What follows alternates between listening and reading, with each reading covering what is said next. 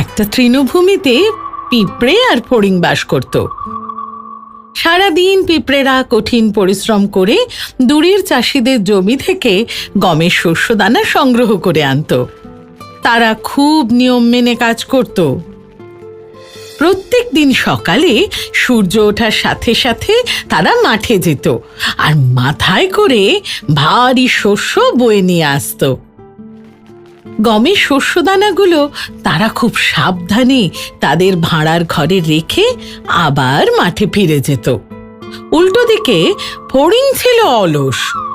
সে সারা দিন ছায়ায় বিশ্রাম নিত, নিজের মনে গান গাইত আর সুস্বাদু খাবার খেত।